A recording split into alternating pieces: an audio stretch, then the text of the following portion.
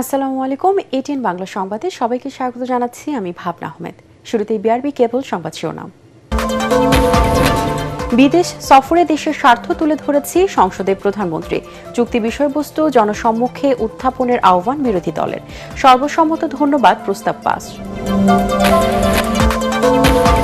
বাজেটে মেগা প্রকল্পের বদলে মানব সম্পদ উন্নয়ন গুরুত্ব পেয়েছে বেশি। পরিকল্পনা প্রতিমন্ত্রী। সম্পূর্ণ অটোমেশনের মাধ্যমে ৬ লাখ কোটি টাকা রাজস্ব আদায় সম্ভব। ৬ মাস পর কিশোরগঞ্জের পাগলা মসজিদের দান বক্সে মিলল ৪৩ বস্তা টাকা। চলছে গণনা। বর্তমান তহবিলে ১১৪ কোটি টাকা। এবং গ্রুপ চ্যাম্পিয়ন হয়ে নকআউটে স্পেন ও ফ্রান্স। উরুগুয়ের বিদায় ইতিহাস গড়ল কেপ ভার্দে। কাল সকালে মাঠে নামবে আর্জেন্টিনা।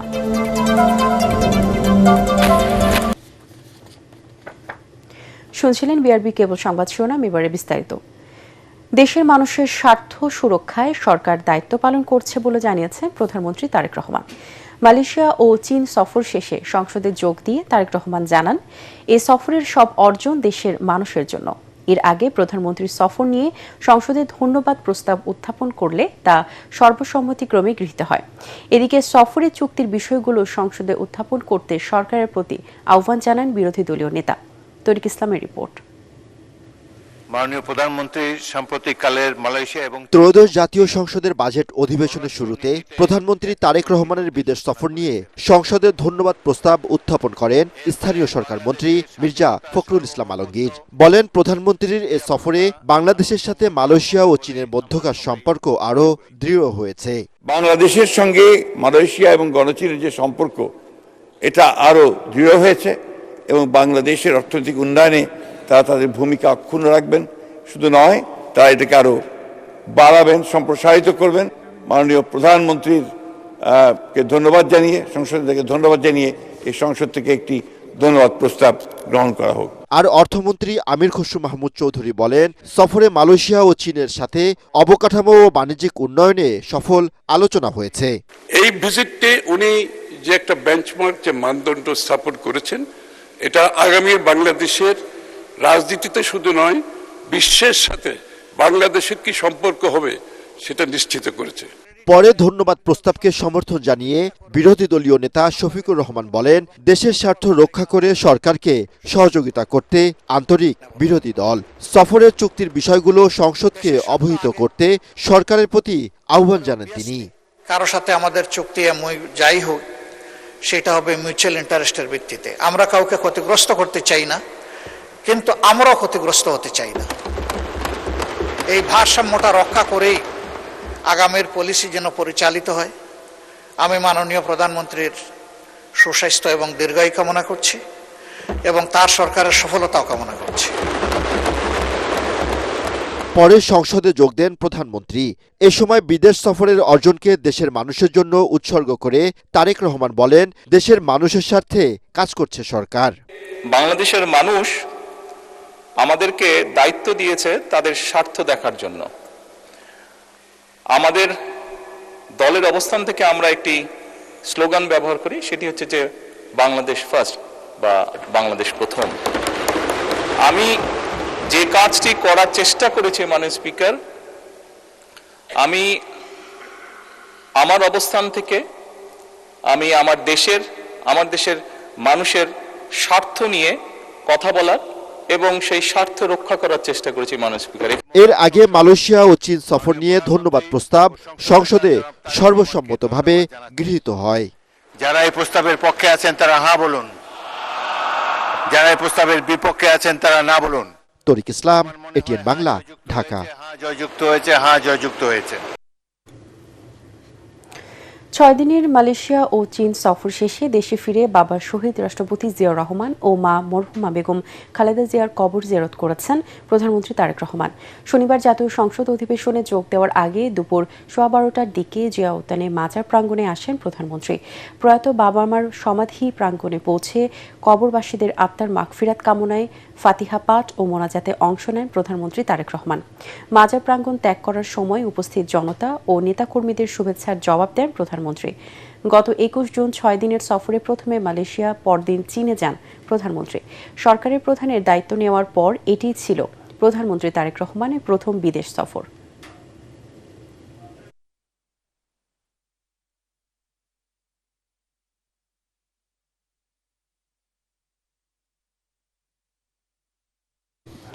ছয় মাস পর কিশোরগঞ্জের ঐতিহাসিক পাগলা মসজিদের ১৩ লোহার দান বাক্স খোলা হয়েছে।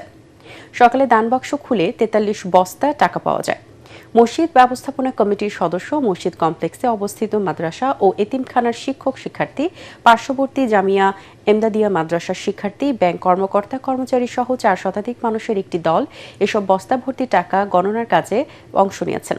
৩ মাস পর দান বাক্সগুলো খোলা হলেও এবার বিভিন্ন কারণে ৬ মাস পর দান বাক্স খোলা হয়। এ কারণে এবার নতুন করে বসানো হয়েছে আরও ২টি দান বাক্স। এর আগে গত বছরের ২৭ ডিসেম্বর ৩ মাস ২৭ দিন পর মসজিদের দান বাক্সগুলো খুলে ১১,৪৮,৪৮,০০০ টাকা পাওয়া যায়। এছাড়াও পাওয়া গিয়েছিল বিপুল পরিমাণ বৈদেশিক মুদ্রা ও স্বর্ণালংকার। বর্তমানে মসজিদের তহবিলে আছে ১১৪ কোটি টাকা, ১৩,০৭,৩৫২ টাকা। এখানে স্থায়ী 10টি সিন্দুক এবং অস্থায়ী 3টি ট্রাঙ্ক দান বাক্স হিসেবে ব্যবহার করা হয়, যা পুরোপুরি পরিপূর্ণ হয়ে যায় আজকে খোলা হলো। এখানে আমরা ৪৩ বস্তা টাকা পেয়েছি এবং আমাদের গণনা কার্যক্রম শুরু হয়েছে। ইতালিতে নোয়াখালী কোম্পানিগঞ্জ উপজেলার একই পরিবারের ৩ সদস্যকে ছুরিকাঘাত করে হত্যা করেছে দুর্বৃত্তরা। স্থানীয় সময় শুক্রবার রাত ৮টার দিকে রাজধানী রোমের পার্শ্ববর্তী এলাকা ক্যাসালোত্তির ভিয়া মন্তিলিওর একটি অ্যাপার্টমেন্টে এই হত্যাকাণ্ড ঘটে। নিহতরা হলেন উপজেলার চরকাকড়া ৫ নম্বর ওয়ার্ডের সিরাজুল ইসলামের ছেলে কামাল উদ্দিন বাবুল, তার স্ত্রী আরজু বেগম ও ৫ বছরের বয়সী মেয়ে আরওয়া ইসলাম আরিশা। এছাড়া তার ২০ বয়সী ছেলে আমির হোসেন অয়ন আহত হন। তাকে স্থানীয় জেমিলি পলিক্লিনিক হাসপাতালে ভর্তি করা হয়েছে। এই ঘটনায় বাবুলের নোয়াখালীর কোম্পানিগঞ্জের গ্রামের বাড়িতে শোকের ছায়া নেমে এসেছে। নিহতদের স্বজনরা এই হত্যাকাণ্ডের দ্রুত বিচার দাবি করেছেন। একই সাথে তাদের মরদেহ দেশে ফিরিয়ে আনতে সরকারের সহযোগিতা চান তারা।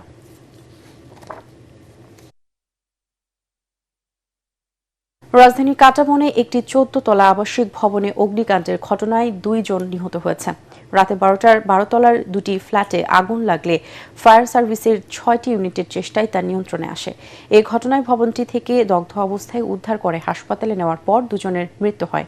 ফায়ার সার্ভিস জানিয়েছে, আগুন লাগার পর দগ্ধ অবস্থায় উদ্ধার করে জনিকে জাতীয় বার্ন ও প্লাস্টিক সার্জারি ইনস্টিটিউটে এবং আব্দুল সালামকে ঢাকা মেডিকেল কলেজ হাসপাতালে নেওয়া হয়। পরে চিকিৎসকেরা তাদের মৃত ঘোষণা করেন। ভবনের ভেতরে বর্তমানে আর কেউ আটকে নেই এবং নতুন করে কোনো হতাহতের খবরও পাওয়া যায়নি। তবে কিভাবে আগুনের সূত্রপাত হয়েছে তা জানা যায়নি।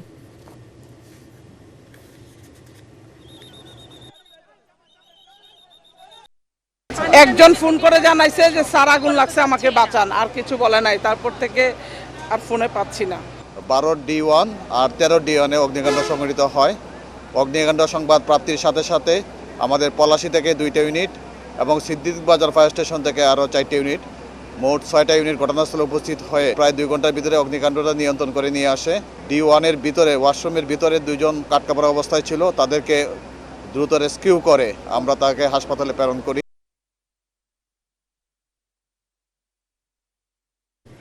ইরানে যুক্তরাষ্ট্রের হামলার প্রতিশোধ হিসেবে উপসাগরীয় অঞ্চলে বিভিন্ন মার্কিন স্থাপনায় আঘাত হানার কথা জানিয়েছে ইরানের ইসলামী বিপ্লবী গার্ড বাহিনী IRGC। রাষ্ট্রীয় টেলিভিশনে প্রচারিত এক টেলিগ্রাম বার্তায় এই তথ্য জানানো হয়। IRGC সতর্ক করে বলেছে, ইরান উপসাগরীয় অঞ্চলে মার্কিন বাহিনী মোতায়েন থাকা বিভিন্ন স্থাপনা লক্ষ্য করে হামলা চালিয়েছে। আগ্রাসনের পুনরাবৃত্তি হলে প্রতিক্রিয়া আরও ব্যাপক হবে। AFP'র প্রতিবেদনে বলা হয়, হরমুজ প্রণালীতে একটি বাণিজ্যিক জাহাজে হামলার জবাবে যুক্তরাষ্ট্র ইরানের কয়েকটি লক্ষ্যবস্তুতে আঘাত হেনেছে। ওয়াশিংটনের দাবি, ওই জাহাজে হামলার জন্য তেহরান দায়ী। এদিকে যুদ্ধবিরতি চলার মধ্যে পাল্টাপাল্টি হামলার ঘটনায় পরস্পরের প্রতি ক্ষুব্ধ প্রতিক্রিয়া জানিয়েছে যুক্তরাষ্ট্র ও ইরান। মেগা প্রকল্পের বদলে মানব সম্পদ উন্নয়নেও বাজেটে সরকার বেশি গুরুত্ব দিয়েছে বলে মন্তব্য করেছেন পরিকল্পনা প্রতিমন্ত্রী জুনায়েদ সাকিব। রাজধানীতে বিতর্ক প্রতিযোগিতায় তিনি বলেন, চলতি অর্থবছরে NBR 4 লাখ কোটি টাকা রাজস্ব আদায় করতে পারবে। সম্পূর্ণ অটোমেশনের মাধ্যমে এবারের বাজেটে ৬ লাখ কোটি টাকা রাজস্ব আদায় সম্ভব বলেও জানান প্রতিমন্ত্রী। এ সময় ডিবেট ফর ডেমোক্রেসির চেয়ারম্যান হাসান আহমেদ চৌধুরী কিরণ বলেন, টাকা ছাপিয়ে তারল্য সংকট মেটালে মূল্যস্ফীতি আরও বাড়বে। ইমদাদুল্লাহ বাবু রিপোর্ট। বাজেটের সুফল পেতে অর্থের যোগান ও বাস্তবায়ন দক্ষতা বিষয়ে ডিবেট ফর ডেমোক্রেসির আয়োজনে এই বিতর্ক প্রতিযোগিতা।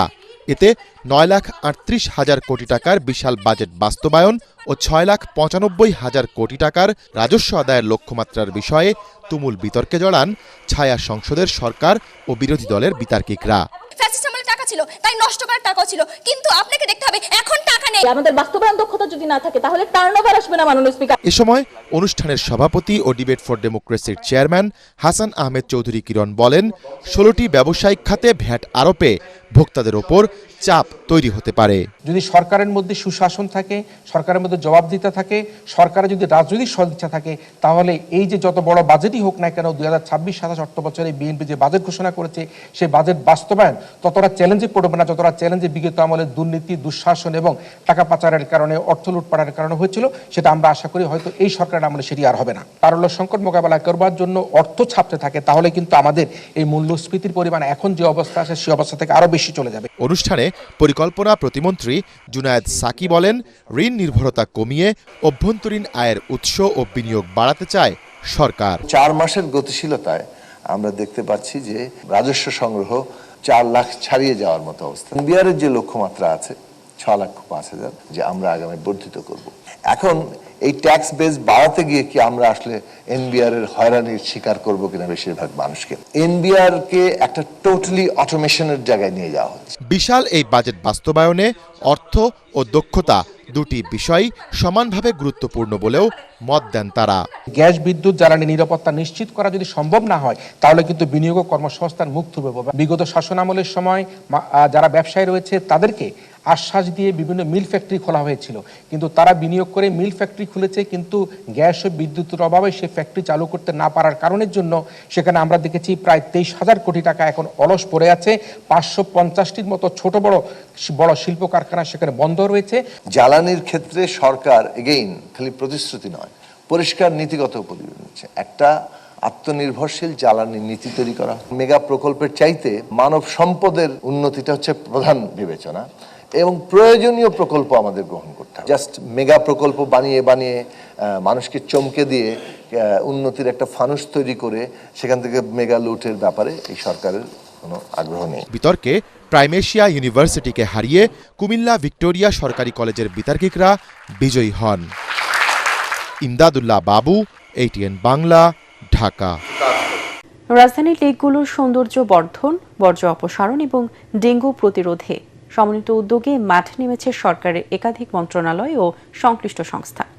সকালে হাতিরঝিল পরিদর্শনে এসে স্থানীয় সরকার প্রতিমন্ত্রী জানান, ঢাকার রেস্টুরেন্ট ও বেজমেন্টগুলোতে ধারণার চেয়েও বেশি ডেঙ্গুর লার্ভা পাওয়া যাচ্ছে। অন্যদিকে গণপূর্ত প্রতিমন্ত্রী জানিয়েছেন, প্রধানমন্ত্রীর নির্দেশে ঢাকাকে ক্লিন, গ্রিন ও সেফ সিটি হিসেবে গড়ে তুলতে কাজ চলছে। বিস্তারিত জানাচ্ছেন তৌহিদুর রহমান নিশান। রাজধানীর লেক ও নদীগুলো দূষণমুক্ত করতে এবং ডেঙ্গুর প্রকোপ রুখতে শনিবার সকালে হাতিরঝিল পরিচ্ছন্নতা কার্যক্রম দেখতে আসেন সরকারের বেশ কয়েকজন মন্ত্রী, সিটি কর্পোরেশনের প্রশাসক, রাজউক চেয়ারম্যান সহ দায়িত্বপ্রাপ্ত কর্মকর্তারা। পরিচ্ছন্নতা কার্যক্রম পরিদর্শন শেষে স্থানীয় সরকার প্রতিমন্ত্রী মীর শাহে আলম জানান, রাজধানীর আবাসিক ভবনের বেজমেন্ট, রেস্টুরেন্ট সহ বিভিন্ন জায়গায় ৫০% বেশি ডেঙ্গুর লার্ভা পাওয়া গিয়েছে। ডেঙ্গু প্রতিরোধে শুধু জরিমানা নয়, জনগণের সচেতনতার উপর জোর দেন তিনি। আমরা অ্যাডিসের যে লার্ভাগুলো পেয়েছি এটা কিন্তু সত্যিকার অর্থেই ভয়াবহ অবস্থা। যে যার আঙ্গিনা, বাড়ি, বেজমেন্ট, ছাদ এবং ফুলের টব নিজেরাই যেন এই সময়টা একটু বেশি বেশি করে পরিষ্কার পরিচ্ছন্ন রাখেন। গৃহায়ন ও গণপূর্ত প্রতিমন্ত্রী সোহেল মঞ্জুর জানান, সরকারের লক্ষ্য ঢাকাকে একটি আধুনিক ও নিরাপদ মেগা সিটি হিসেবে গড়ে তোলা, আর সেই লক্ষ্যেই কাজ করছে গৃহায়ন ও গণপূর্ত মন্ত্রণালয়। বাংলাদেশের প্রতিটি শহরকে ক্লিন, গ্রিন এবং সেফ সিটি করার জন্য। তারই ধারাবাহিকতায় আমরা প্রথম প্রজেক্ট হাতে নিয়েছি এই গুলশান, বারিধারা, বনানীর পার্শ্ববর্তী এলাকা এবং পর্যায়ক্রমে আমরা পুরো ঢাকা শহর এবং অন্যান্য শহরগুলিকে আমরা ক্লিন, গ্রিন এবং সেফ সিটি করার জন্য কাজ করে যাচ্ছি। অন্যদিকে গত ১.৫ শতকে রাজধানীর লেকগুলোতে আশানুরূপ উন্নয়ন হয়নি জানিয়ে লেকগুলোর আধুনিকায়নে নতুন পরিকল্পনা নেওয়া হয়েছে বলে জানান রাজউক চেয়ারম্যান। ঢাকা ওয়াসার ব্যবস্থাপনা পরিচালক জানান, সোয়ারেজের ময়লা পানি যাতে আর খাল বা লেকে না পড়ে সেজন্য নেওয়া হয়েছে পরিকল্পনা। আমরা আশা করি বৃহৎ আঙ্গিকে ঢাকা মহানগরবাসীকে এই সরকারের মেয়াদকালে পানি ব্যবস্থাপনা এবং বর্জ্য ব্যবস্থাপনা এর পাশাপাশি এটার মাধ্যমে বুড়িগঙ্গা সহ আশপাশের নদীগুলোকে যাতে পরিবেশ সম্মত করা যায় এবং এটা সত্যিকার নদীতে পরিণত করা যায় সেই কার্যক্রম ইনশাআল্লাহ আপনারা দেখতে পাবেন। এ সময় রাজধানীর লেক ও নদীগুলোকে বাঁচাতে সরকারি উদ্যোগের পাশাপাশি নগরবাসীকেও দায়িত্বশীল ভূমিকা রাখার আহ্বান জানানো হয়। তৌহিদুর রহমান নিশান, এটিএন বাংলা, ঢাকা। হামি উপসর্গ নিয়ে একদিনে ময়মনসিংহ মেডিকেল কলেজ হাসপাতালে চিকিৎসাধীন অবস্থায় 4 শিশুর মৃত্যু হয়েছে। এ নিয়ে হাসপাতালটিতে রোগীর লক্ষণ নিয়ে মৃতের সংখ্যা বেড়ে দাঁড়িয়েছে 58 জনে। হাসপাতাল থেকে পাঠানো বিজ্ঞপ্তিতে জানানো এসব তথ্য হয়। দেশের মান মর্যাদা সমুন্নত রাখতে আগামীতেও অলিম্পিক অঙ্গনে ক্রীড়াবিদদের অংশগ্রহণ নতুন মাত্রা যোগ করবে বলে জানিয়েছেন সেনাপ্রধান জেনারেল ওয়াকার উজ্জামান। জানান, বর্তমান সরকার ক্রীড়া ক্ষেত্রে অনেক বেশি সহযোগী। বনানীর আর্মি স্টেডিয়ামে বাংলাদেশ অলিম্পিক অ্যাসোসিয়েশন কর্তৃক আয়োজিত অলিম্পিক ডে 2026 অনুষ্ঠানে এসব কথা জানান সেনাপ্রধান। বলেন, মাদক থেকে রক্ষায় নিজেদেরকে ক্রীড়াঙ্গনে সম্পৃক্ত করতে হবে। এ সময় সব ধরনের সমস্যা নিরসন করে সবাইকে ক্রীড়াঙ্গনে সম্পৃক্ত করে এগিয়ে নেওয়ার আহ্বান জানান সেনাপ্রধান।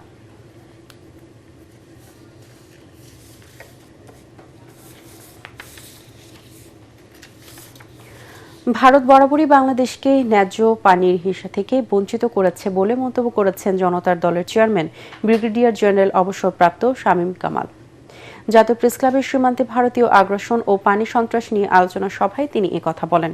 স্বাধীনতার পরবর্তী সময়ে যে দলই ক্ষমতায় এসেছে কেউই দেশের স্বার্থ রক্ষা করেনি বলেও অভিযোগ করেন তিনি।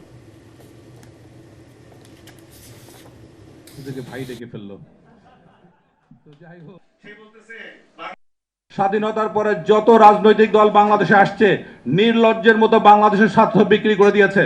ত্রিপুরার সাবরুমের মানুষের খুব কষ্ট হচ্ছে, তাদেরকে আমাদের পানি তুলে দিতে হবে।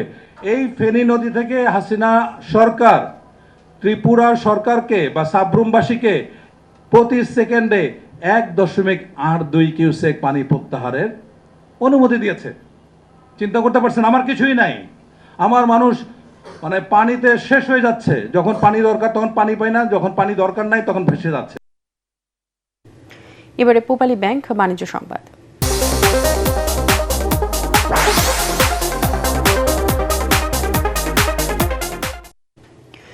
বাংলা ভাষা ও সংস্কৃতি চর্চায় নতুন প্রজন্মকে উদ্বুদ্ধ করতে সপ্তমবারের মতো শুরু হলো দেশের সবচেয়ে বড় TV reality show Ispahani Mirzapur Banglabid. রাজধানীতে আয়োজিত সংবাদ সম্মেলনে উপস্থিত ছিলেন ইস্পাহানি গ্রুপের পরিচালক জাহিদা ইস্পাহানি ও মির্জা আহমেদ ইস্পাহানি। প্রধান অতিথি ছিলেন বাংলা একাডেমির সাবেক মহাপরিচালক মনসুর মুসা। উপস্থিত ছিলেন চ্যানেল আইয়ের ব্যবস্থাপনা পরিচালক ফরিদুর রেজা সাগর ও ইস্পাহানি টি লিমিটেডের মহাব্যবস্থাপক ওমর হানান। বাংলায় জাগি ভরপুর স্লোগানকে সামনে রেখে শুদ্ধ বাংলা চর্চা নতুন প্রজন্মের মাঝে আরও বিস্তৃত করার প্রত্যয়ে ইস্পাহানি মির্জাপুর 2017 সাল থেকে এই প্রতিযোগিতার আয়োজন করে আসছে। এতে 6ষ্ঠ থেকে 10ম শ্রেণীর শিক্ষার্থীরা অংশগ্রহণ করবে। এবারে খেলার খবর।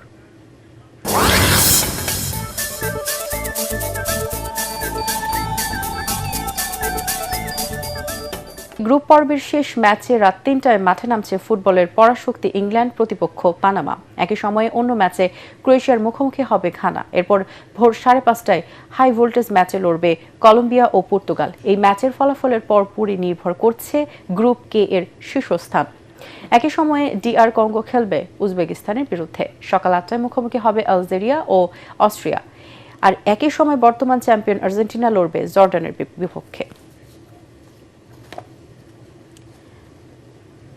একমাত্র টেস্ট ম্যাচ দিয়ে আগামীকাল রোববার থেকে জিম্বাবুয়ের বিপক্ষে সিরিজ শুরু করবে বাংলাদেশ ক্রিকেট দল। টেস্টকে সামনে রেখে নিজেদের ঝালিয়ে নিচ্ছে টাইগাররা। জিম্বাবুয়েতে এখন শীতকাল, তাই ঠান্ডার সঙ্গে মানিয়ে নেওয়া কিছুটা চ্যালেঞ্জিং, তবে একমাত্র টেস্টটি অত্যন্ত রোমাঞ্চকর হতে চলেছে। জিম্বাবুয়ের তরুণ অধিনায়ক রিচার্ড নাগারভার নেতৃত্বে মাঠে নামলেও অভিজ্ঞ অলরাউন্ডার সিকান্দার রাজাকে পাচ্ছে না। অন্যদিকে সাম্প্রতিক পারফরম্যান্সের আত্মবিশ্বাস নিয়ে জয় পেতে মরিয়া টাইগাররা। এর আগে মোট 20 টেস্টে মুখোমুখি হয়েছে দুদল। বাংলাদেশ 9টি এবং জিম্বাবুয়ে 8টি ম্যাচ জিতেছে, বাকি 3টি ম্যাচে ড্র হয়েছে। হারারে স্পোর্টস গ্রাউন্ডে বাংলাদেশ সময় দুপুর 2টায় শুরু হবে টেস্ট ম্যাচটি। শেষ করার আগে বিআরবি কেবল সংবাদ শিরোনামগুলো জানিয়ে দিব আরও একবার। বিদেশ সফরে দেশের স্বার্থ তুলে ধরেছি সংসদে প্রধানমন্ত্রী। চুক্তি বিষয়বস্তু জনসম্মুখে উত্থাপনের আহ্বান বিরোধী দলের, সর্বসম্মত ধন্যবাদ প্রস্তাব পাস। বাজেটে মেগা প্রকল্পের বদলে মান সম্পদ উন্নয়ন গুরুত্ব পেয়েছে বেশি, পরিকল্পনার প্রতিমন্ত্রী। সম্পূর্ণ অটোমেশনের মাধ্যমে 6 লাখ কোটি টাকা রাজস্ব আদায় সম্ভব। 6 মাস পর কিশোরগঞ্জের পাগলা মসজিদের দান বাক্সে মিলল 43 বস্তা টাকা, চলছে গণনা। বর্তমান তহবিলে 114 কোটি টাকা।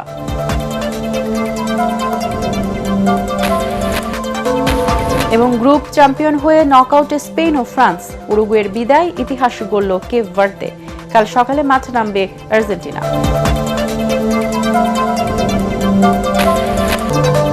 পরবর্তী সংবাদ দেখার আমন্ত্রণ জানিয়ে এখনকার মতো শেষ করছি এটিএন বাংলার সংবাদ। ইউটিউবে দেখতে ব্রাউজ করুন youtube/ATN বাংলা নিউজ। ধন্যবাদ সবাইকে।